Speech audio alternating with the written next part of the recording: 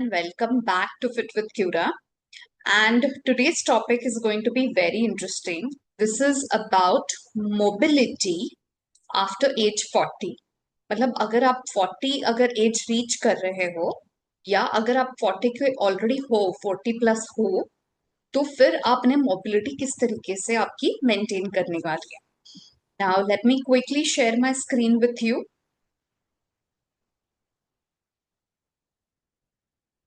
Right. By now, you may be knowing that my name is Dr. Supriya Joshi and I'm a founder at Cura Physiotherapy Clinic. And what you are seeing right now is basically an initiative जो हम क्यूरा physiotherapy clinic के साथ में करते हैं. इसका नाम fit with क्यूरा. और हम पर्टिकुलरली अभी every Thursday between 5 to 5:30 we conduct these sessions जो ऑनलाइन होती है, लाइव होती है.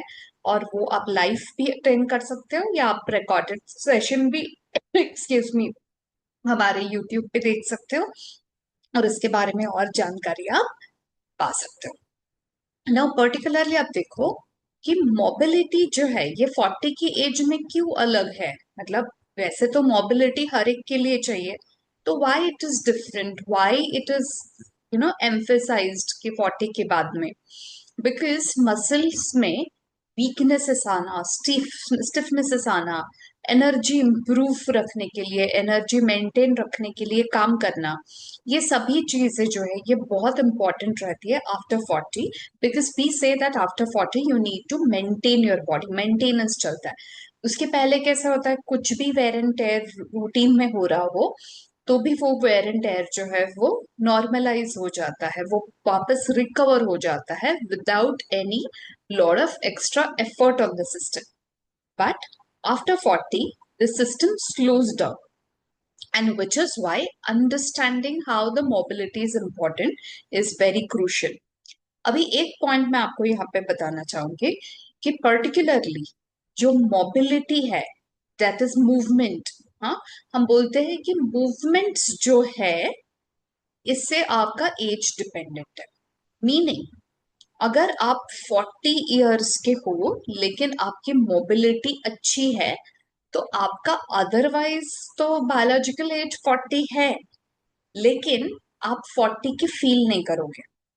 लेकिन वही अगर आपकी मोबिलिटी रिस्ट्रिक्टेड है, you are not able to bend forward, sit on floor, आपकी फ्लेक्सिबिलिटी चली गई है, जॉइंट्स में स्टिफनेस आ गया है, तो आप 40 के हो फिर भी आपको लगेगा आपकी उम्र हो गई है. तो बेसिकली अगर आपको ओवरऑल एवर ग्रीन यंग रहना है, हमेशा यंग रहना है, तो what you need to do is you need to focus on your mobility. All right. Now, see, like I told you, there are many changes happen after 40. And let us understand one by one what those changes are. सबसे पहले देखो क्या हो रहा है कि यहाँ पे मसल मास कम होता है. मतलब क्या कि अप टू एज 30 to 35 तक ये आप सोच सकते हो कि मसल मास जो है, जैसे आप खाते हो, रूटीन मूवमेंट्स आप कर रहे हो, दिन भर में आपकी एक्टिविटीज हो रही है, उसमें भी कुछ ना कुछ मसल मास जो है वो मेंटेन रहने की पॉसिबिलिटी है फिर भी अगर आप एक्सरसाइज नहीं कर रहे हो. बट आफ्टर 40 ये मसल मास जो है वो बहुत ड्रास्टिकली कम होता जाता है. In fact one of the study says that 8% muscle loss कम होता जाता है almost in 1 decade, that is 10 years. मतलब समझो आप 40 के हो, 50 तक आपने ऑलरेडी ऐसे कुछ किए बिना ही, मतलब एक्सरसाइज करोगे तो भी वो मेंटेन होना जरूरी है, लेकिन 8% वैसे भी मसल लॉस हो जाता है. And which is why maintaining that is very important, क्योंकि जो है वो अभी आपको बचाना है, नया तो कुछ अभी आने नहीं वाला है muscle mass. Okay. And which is why you have to focus on this particular category. The second part, and this is very crucial और अब काफी लोग आप रिलेट करोगे, which is the recovery becomes very slow. What do I mean by that कि अगर आप पहले समझो कुछ क्रिकेट खेलने के लिए गए या आपने कुछ ज्यादा स्टेयर्स चढ़ लिए, या अगर आप बहुत ज्यादा देर के लिए आप खड़े हो, तो होता ऐसे है कि आपके अगर घुटने में, बैक में कुछ भी स्ट्रेन है, डिस्कम्फर्ट है, तो आप बोलते हो एक दिन में या कल तक कम हो जाएगा. लेकिन when you cross 40, okay, what happens is it's a metabolic change, right? The recovery processes take a longer time. मतलब आप अगर बहुत ज्यादा आपने स्टेयर्स चढ़ ली, आप कुछ खेलने के लिए गए, कुछ भी स्ट्रेन आ गया, तो उसका एक दिन में, 2 दिन में आपको वो रिवर्ट करना बहुत मुश्किल है। फिर होता कैसा है कि रिकवरी क्योंकि स्लो होती है, माइक्रो इंजरीज जो है पाइल अप होती है। So basically there are so many people जो एक इंजरी लेके, एक तो ज्यादा देर, ज्यादा ड्यूरेशन के लिए चलती है। दूसरा प्रॉब्लम है कि एक इंजरी जो होती है उसके ऊपर अलग अलग रोज नई नई इंजरी हो जाती है, तो यहाँ पे क्रॉनिसिटी बहुत बढ़ती है। अभी तीसरा पॉइंट देखना कि जॉइंट स्टिफनेसेस। अगर आप ऑलरेडी 40+ हो तो आपने शायद एक्सपीरियंस भी किया होगा कि मॉर्निंग में स्टिफनेस आता है, या दिन भर काम करने के बाद में इवनिंग में जॉइंट्स में ऐसे लगता है कि बहुत मतलब अकड़ गए जॉइंट्स, कुछ स्ट्रेच करे, कुछ मसाज ले, या गर्म पानी से सेकाई करे, कुछ ना कुछ ऐसे लगता है, क्योंकि अदरवाइज बॉडी काफी स्टिफ फील होती है। And this is also because of the ageing. मैं ऐसे नहीं बोल रही हूँ कि 40 के बाद में आप एज होते जाओगे, मैं ऐसे बोल रही हूँ कि 40s के बाद में मेटाबॉलिज्म क्योंकि चेंज होता है बॉडी का, उसकी बॉडी के कोलेजन सिंथेसिस रिपेयर रेट्स कम होते हैं, इसके लिए आपने ज्यादा ध्यान देना है। तो whenever I'm saying it's because of age doesn't mean that I'm dismissing the possibility for improvement. Okay, it means that it's a natural flow, it's a natural progression of the collagen. जैसे naturally जब मैं 20s में थी और अभी थी, naturally there is a change in the look, right? This is because the collagen fibers have changed. The similar thing happens with the joints. पर क्या आप स्किन मेंटेन कर सकते हो फेशियल लेके, कुछ कुछ क्रीम्स लगा के, पानी अच्छे से पी के, डाइट अच्छे से करके कर सकते हैं ना? Same thing you can do with the joints, right? यहाँ पे एक पॉइंट जो है, फोर्थ पॉइंट, वो बहुत इंपॉर्टेंट है समझना आपके लिए, कि सिडेंट्री इफेक्ट जो है, मतलब क्या कि जब आप 20s में हो, 25-30, जब आप नया जॉब स्टार्ट करते हो, कुछ बिजनेस स्टार्ट करते हो, तब जाके आपका सिडेंट्री लाइफ जो है वो कम समय के लिए रहता है। मतलब समझो आप 25 हो, आपका ट्रैवल है समझो 2-3 घंटे के लिए, लेकिन आप 5 साल से ही काम कर रहे हो। लेकिन अब जब आप 40s में आते हो, तो इसका मतलब है ऑलरेडी आपने 15 ईयर्स वैसे काम किया है। अगर आपका सिटिंग आवर्स जो है वो अगर हफ्ते में 50 आवर्स है, तो आप सोचो 25 के एज में और 40 के एज में तब तक कितना क्यूमुलेटिव इफेक्ट बढ़ गया है। तो बेसिकली हम ये भी देखते हैं एज क्यों इंपॉर्टेंट है। इसका मतलब अगर किसी का सिडेंट्री वर्क है, अगर 20s में है कोई या अर्ली 30s में है, उसका सिडेंट्री ड्यूरेशन और 40 एंड 40 के बाद में sedentary duration naturally is going to be higher. Another point आप यहाँ पे समझ लो, और ये टॉपिक इसके लिए बहुत जरूरी है, क्योंकि देखो India mean age right now in 2026 is around 35 years. इसका मतलब कि 2026 में मैक्सिमम लोग जो है इंडिया में, they are into age group of 35। अब सोचो नेक्स्ट 5 ईयर्स में, मतलब by the time we hit 2031, maximum people would be in which category? Age 40, right? तो अगर हमने अभी से स्टार्ट नहीं किया स्ट्रेंथनिंग करना, ये मोबिलिटी इंप्रूव करना, तो क्या होगा? 2031 में ये स्टिफनेसेस और मोबिलिटी के एपिडेमिक आ जाएगा, राइट? बिकॉज लोग तो वही काम कर रहे हैं, सेडेंटरी लाइफस्टाइल है। तो basically there would be a lot of rise into such cases, and which is why sessions like these are very important. अब देखो इसके वार्निंग साइंस क्या है। तो जैसे मैंने कहा कि मॉर्निंग स्टिफनेस रहता है, बहुत देर बैठने के बाद में स्टिफनेस रहते हैं। और अगर आपने पहले वाला सेशन अगर अटेंड किया, उसमें मैंने बताया था कि नी पेन जब सिर्फ स्टेयर चढ़ते वक्त हो रहा है या उतरते वक्त हो रहा है, that could be a sign, early sign. Back neck में स्टिफनेस आना, नीचे फ्लोर पे बैठते ना आना, इंडियन वॉशरूम अगर बंद हो गया, आप बोलते हो नहीं मैं तो वेस्टर्न वॉशरूम के बिना अभी पॉट पे बैठ ही नहीं सकता, बैठ ही नहीं सकती, all these are basically science that your mobility is getting compromised. अच्छा, poor balance, and this is very very important and specially in age 40। क्यों? देखो, अभी next around 20 to 20 years, 25 years में, we are all going to get into a category of a senior citizen, जो अभी around 40 है। Senior citizens में सबसे बड़ा जो फियर है, अगर आप फिजिकल हेल्थ के बारे में मानते हो, मतलब बाकी हेल्थ इश्यूज नहीं, मैं otherwise in terms of movements और मोबिलिटी बात कर रही हूँ, तो वो है फियर ऑफ फॉल। उनको डर लगता है कि वो गिरेंगे, उनको डर लगता है कहीं गिर के फ्रैक्चर ना हो जाए। और वर्ल्ड हेल्थ ऑर्गेनाइजेशन का रिपोर्ट भी है जो ये बताता है कि अगर कोई गिरता है, उसको हिप फ्रैक्चर्स होते हैं, अगर उसको लोअर बैक में फ्रैक्चर्स होते हैं, तो उसकी मोबिलिटी बहुत ज्यादा कॉम्प्रोमाइज होती है, and that patient becomes dependent on the others. अब सोचो, सबसे बड़ा फियर हमें क्या रहता है अभी भी? Getting dependent on others, correct? So which is why we say that जैसे आप फाइनेंशियल डिपेंडेंस के लिए, इंडिपेंडेंस के लिए आप अभी से काम कर रहे हो, ठीक है, वैसे ही फिजिकल इंडिपेंडेंस के लिए अभी से काम शुरू करना जरूरी है।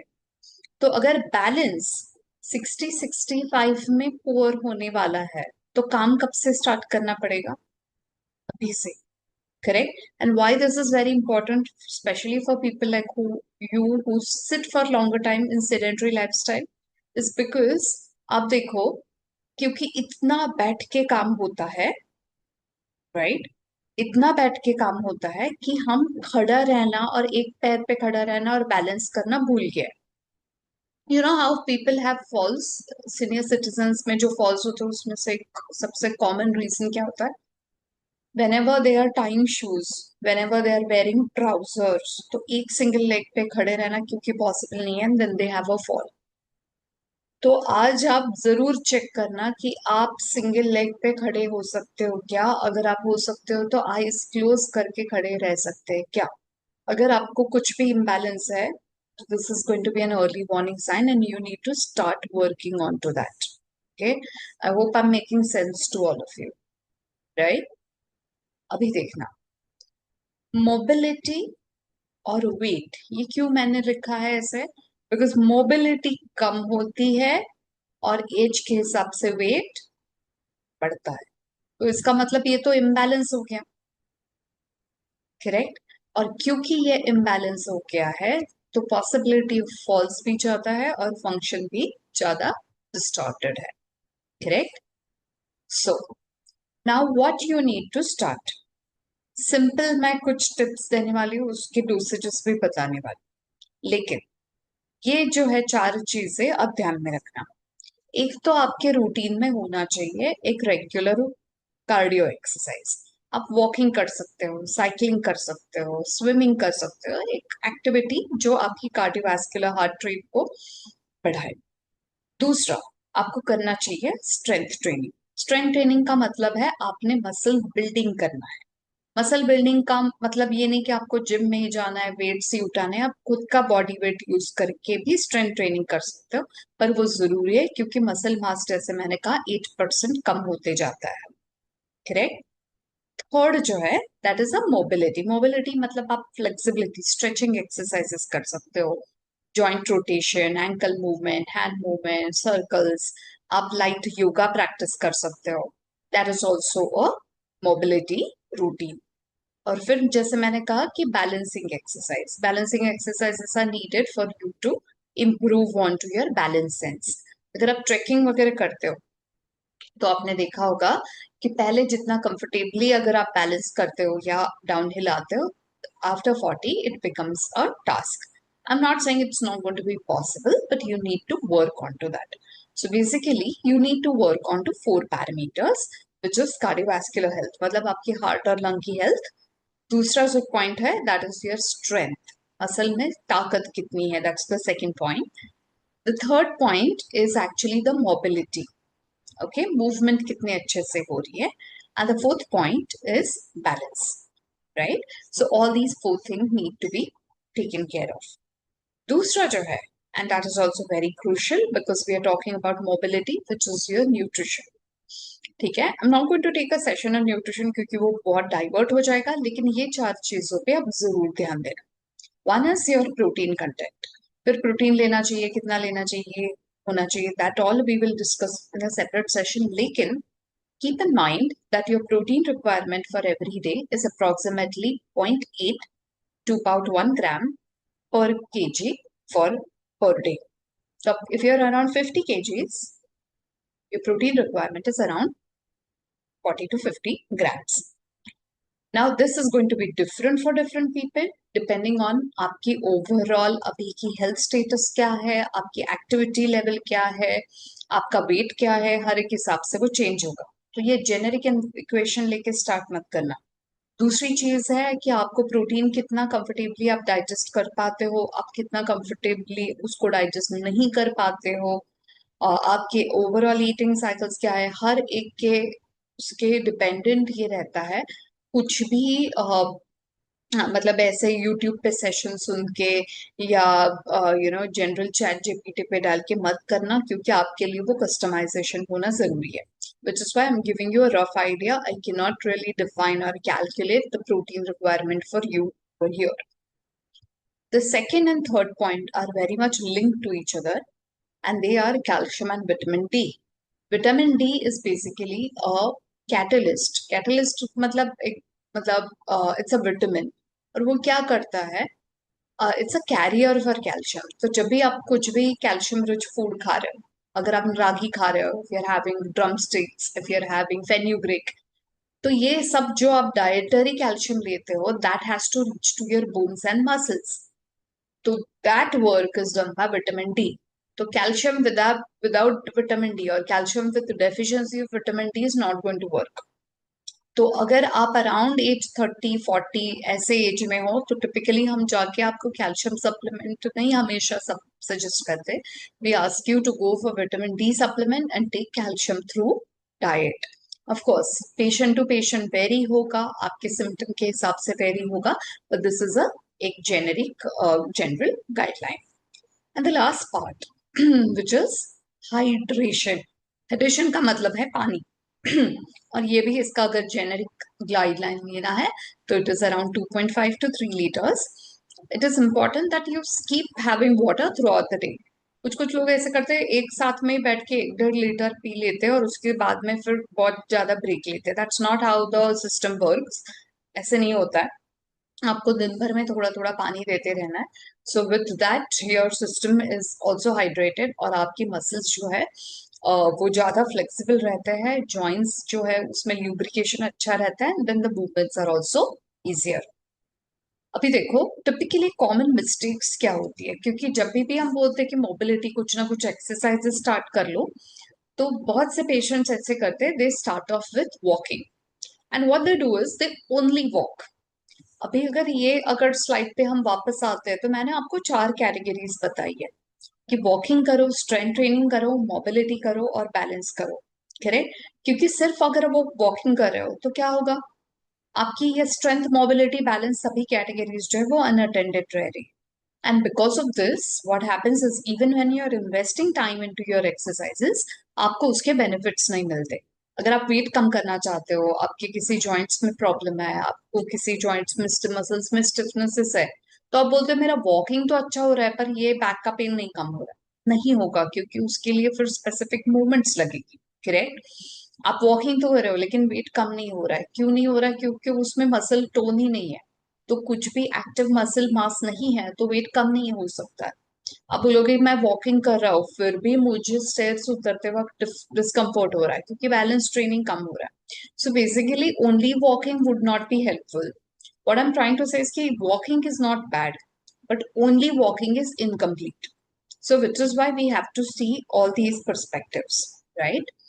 I hope I'm making sense because I'm, taking it very easy for all of you. Now, the another part is अगर आप पेन इग्नोर कर रहे हो, ठीक है, कि कहीं पे भी स्टिफनेस है, टाइटनेस है, वो आप इग्नोर करते जा रहे हो, नीचे नहीं बैठते आ रहा है तो you're avoiding it कि ठीक है अभी नहीं बैठते आ रहा है. अगर आप हाथ पीछे फोल्ड करके क्रॉस नहीं कर पा रहे हो, बेंड नहीं कर पा रहे हो, तो you're just ignoring that problem. So all these are common mistakes because अगर ये जो है ये बढ़ता गया तो क्या होगा, स्टिफनेसेस बढ़ जाएंगे. Correct. And that is something which we do not want. Right. Now, naturally, if you're into a sedentary work, तो stiffness और mobility issues ज़्यादा आएगी. And so, which is why you have to make sure that you're taking frequent breaks, you're taking frequent micro breaks. We will be having one session onto micro breaks very soon.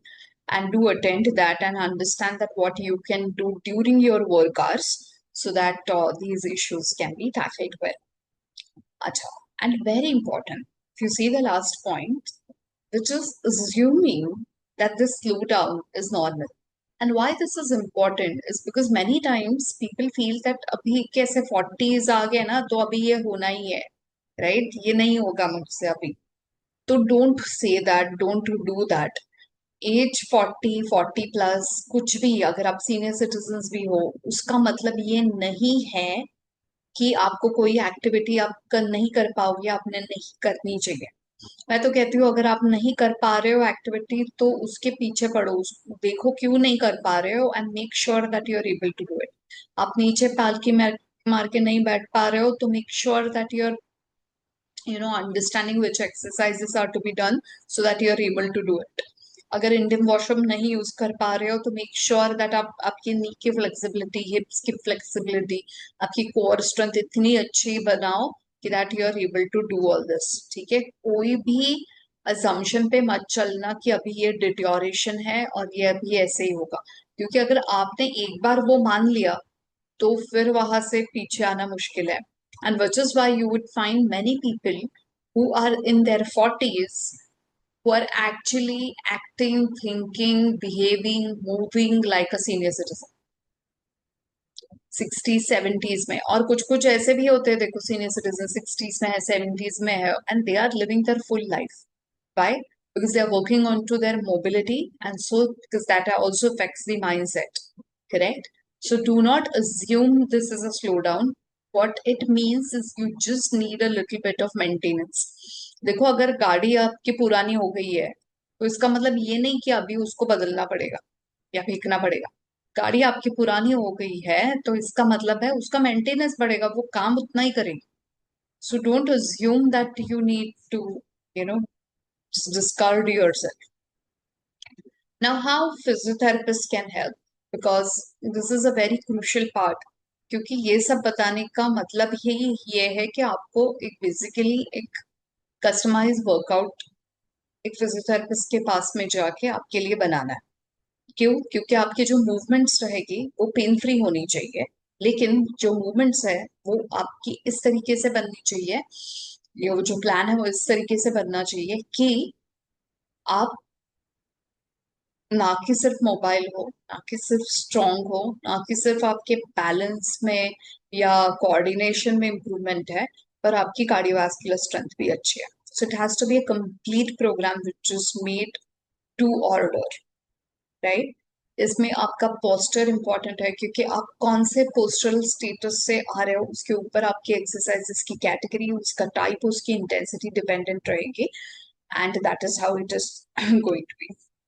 And which is why the safe exercise prescription is something which physiotherapist can give you. क्योंकि कुछ भी exercise start करोगे तो मतलब नहीं है, आपकी अभी की मस्कुलर स्ट्रेंथ और कंडीशन को अलाइन हो इस तरीके के आपको एक्सरसाइजेस करने होंगे so that the exercises do become challenging but they do not crash you, right? So let me give you a very simple daily routine. ये जेनेरिक है, सबके लिए एप्लीकेबल होगा ऐसे नहीं, पर अगर आप कहीं भी कुछ भी नहीं अभी एक्टिविटी कर रहे हो तो you can start with something like this, that you do stretching exercises or mobility exercises for around 10 minutes. Go for walk around 30 minutes and do strength training around twice a week. So this completes your around 45 minutes program. So strength training 45 minutes hoga and around 30 minutes walk plus mobility. This will be your remaining days program. So 45 minutes में आपका पूरा daily routine set हो जाता है and that is going to help you to remain younger. So I think it's the time worth investing. You can do these exercises either in the morning or या आप चाहो तो evening में भी कर सकते हो, लेकिन ये देखना कि ये एक्सरसाइजेस जो है ये रेगुलरली हो रहे हैं. So what are the key takeaways? एक तो सबसे पहले make sure that you are moving smarter. इसका मतलब क्या है कि सिर्फ वॉकिंग मत करते बैठना. आप अगर टाइमिंग उतना इन्वेस्ट कर रहे हो वॉकिंग के लिए तो उसका उतना यूटिलाइजेशन भी होना चाहिए and that's what you should aim for, कि अगर मैं उतना टाइम डालू तो उसमें रिजल्ट्स भी तो आए, right?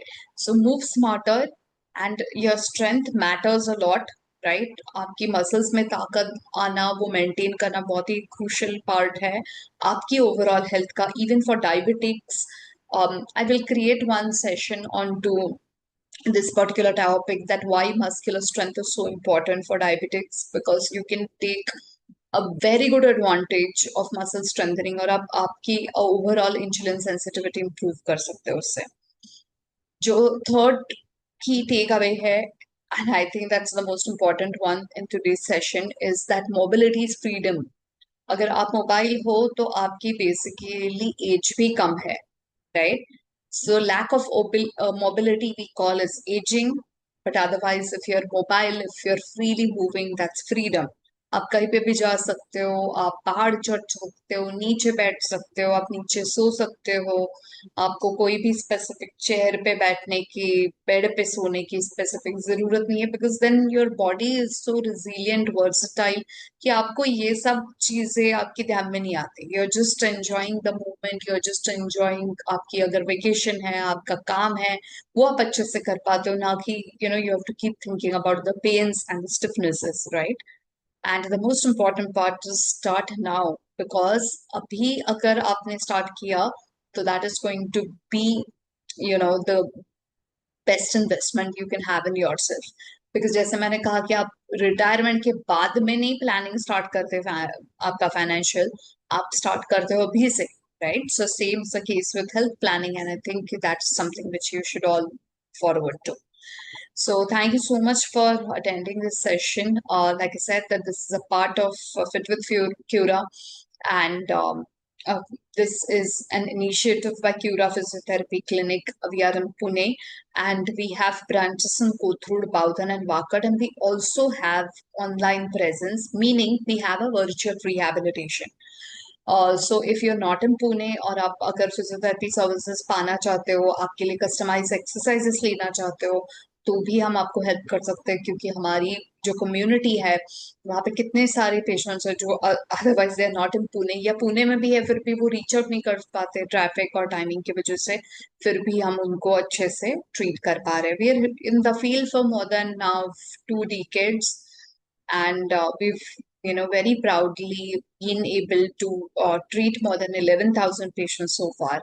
We have an amazing team of all female physios, and if you want to know more about us, do check our website. You will get more information and other initiatives which we do.